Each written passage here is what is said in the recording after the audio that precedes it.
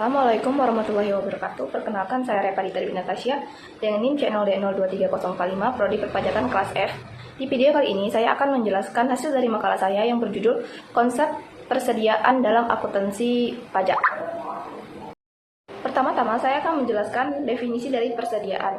Menurut IAI 2007 dalam PSAK 14, persediaan adalah aset yang tersedia untuk dijual dalam kegiatan usaha normal, baik barang dagangan untuk usaha perdagangan maupun barang jadi untuk manufaktur, berada dalam proses produksi, atau barang dalam proses manufaktur dan pekerjaan dalam proses untuk kontraktor, dan dalam bentuk bahan baku atau perlengkapan bahan pembantu untuk digunakan dalam proses produksi atau pemberian jasa. Sedangkan persediaan menurut pajak adalah nilai barang yang memiliki perusahaan belum terjual atau belum dipakai. Persediaan dapat berupa barang jadi, barang dalam proses produksi, bahan baku, dan bahan pembantu. Dalam konteks perpajakan, persediaan memiliki peran penting dalam perhitungan harga pokok penjualan atau HPP yang akan mempengaruhi besarnya pajak penghasilan yang harus dibayar perusahaan. Selanjutnya yaitu tujuan persediaan. Yang pertama, untuk menjaga independensi operasional. Yang kedua, untuk mencapai variasi dalam permintaan produk. Yang ketiga, untuk memungkinkan terjadinya kekacauan dalam penjadwalan produksi. Yang keempat, menyediakan perlindungan terjadinya variasi pada waktu pengiriman bahan baku. Yang kelima, mengambil keuntungan dari ukuran pesanan ekonomis. Jenis-jenis dari persediaan. Yang pertama itu persediaan bahan baku. Persediaan bahan baku mengacu pada barang yang digunakan untuk membuat produk atau persediaan perusahaan. Dengan kata lain, mereka adalah bahan yang dibutuhkan untuk memproduksi berbagai barang.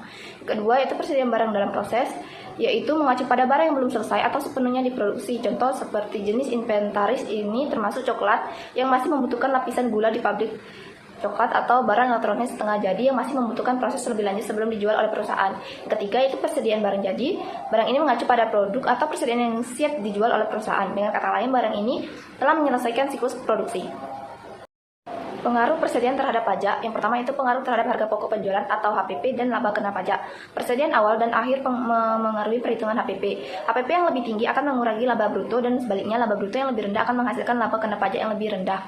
Yang berarti pajak penghasilan yang harus dibayar juga harus lebih rendah. Yang kedua itu pengaruh metode penilaian persediaan.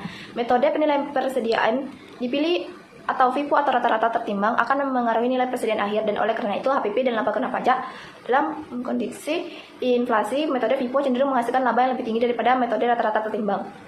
Selanjutnya itu metode dalam penentuan nilai persediaan. Metode dalam akuntansi yaitu yang pertama, metode FIFO atau first in first out, yaitu barang yang pertama kali masuk atau dibeli menjadi barang yang pertama kali keluar atau dijual.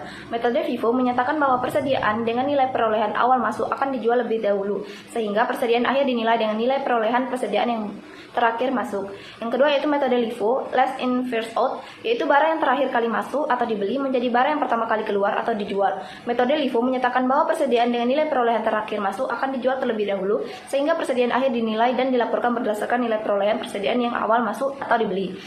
Ketiga yaitu metode rata-rata average.